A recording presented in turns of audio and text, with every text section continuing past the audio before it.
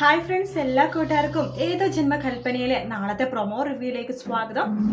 അങ്ങനെ ശ്രുതിക്ക് അശ്വിൻ കൊടുക്കുന്ന സാലറി 30,000 രൂപയാട്ടോ. പക്ഷെ ഹോസ്പിറ്റലിലെ എല്ലാം കൂടി ബില്ല് ഒരുപാട് ആവുന്നുണ്ട്. ശ്രുതിക്ക് എന്ത് ചെയ്യണമെന്ന് അറിയില്ല. ശ്രുതിയുടെ മാലയൊക്കെ പണയം വെക്കുന്നുണ്ട്. അതിനുശേഷം ആ പണവും തികയാണ്ടാവുകയാണ്. അച്ഛനാണെങ്കിൽ ശരിയായിട്ടില്ല, അതായത് സംസാരിക്കുമ്പോൾ തിരിയില്ല. മാത്രമല്ല വീൽ ചെയറിലാണ് ഇനി മുതൽ ശ്രുതിയുടെ അച്ഛൻ ഇരിക്കണം കേട്ടോ. അതായത് ഇനിയിപ്പോൾ വീൽ ചെയർ തന്നെയായിരിക്കും. അപ്പൊ അങ്ങനെ ശ്രുതി കുഴപ്പമില്ല, ഇന്നത്തെ സാലറിയുടെ ദിവസം 2 ദിവസം മുമ്പ് സാലറി ചോദിക്കാം എന്ന് പറഞ്ഞിട്ട് നമ്മുടെ അശ്വിന്റെ വീട്ടിലേക്ക് പോകുമ്പോഴാണ് സാലറി ചോദിക്കുമ്പോൾ അശ്വിൻ പെട്ടെന്ന് ചെക്ക് കൊടുക്കുന്നുണ്ട്. പക്ഷെ ചെക്ക് നോക്കുമ്പോഴേക്ക് 28,000 രൂപയാണ്. ആ സമയത്ത് ശ്രുതി ചോദിക്കുന്നുണ്ട്, സാർ 30,000 രൂപയുടെ സാലറി പറഞ്ഞത്, എന്തിനാ സാർ 28,000 രൂപ തന്നത്? ഞാൻ കറക്റ്റ് കണക്ക് ഇതും കൂടി കിട്ടുകയാണെങ്കിൽ ഹോസ്പിറ്റലിൽ ബില്ല് അടക്കാൻ പറ്റുള്ളൂ സാർ എന്നൊക്കെ പറയാണ്. ആ സമയത്ത് അശ്വിൻ ശ്രുതിനെ നോക്കുമ്പോഴേക്കും ശ്രുതിയുടെ കയ്യിൽ ആകെ ഉണ്ടായിരുന്ന സ്വർണത്തിന്റെ ചെയിൻ പോലും ഇപ്പൊ ഇല്ല കേട്ടോ. അശ്വിൻ അവിടെ നിന്ന് എഴുന്നേറ്റ് പോവാണ്. അപ്പൊ ശ്രുതി വിചാരിക്കും ശ്രുതി എടുത്തുള്ള ദേഷ്യം കൊണ്ട് അശ്വിൻ എഴുന്നേറ്റ് പോവാണെന്ന്. പക്ഷെ അശ്വിൻ നേരെ പോണ ഹോസ്പിറ്റലിലേക്കാണ്.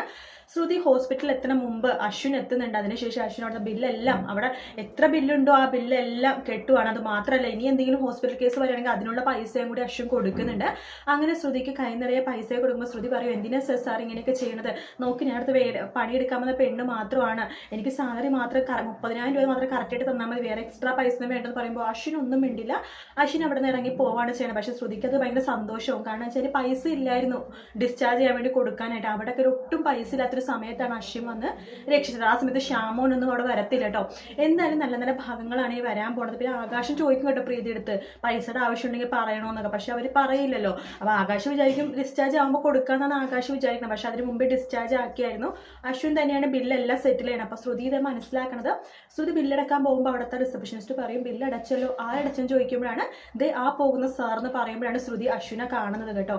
എന്തായാലും നല്ല ഭാഗമാണ് വരാൻ പോണത്. വീഡിയോ ഇഷ്ടപ്പെട്ടെങ്കിൽ ലൈക്ക് ചെയ്യുക, സബ്സ്ക്രൈബ് ചെയ്യുക, കമന്റ് ചെയ്യുക. മറ്റൊരു വീഡിയോ നാളെ രാവിലെ കാണാം. Good night, take care, bye bye.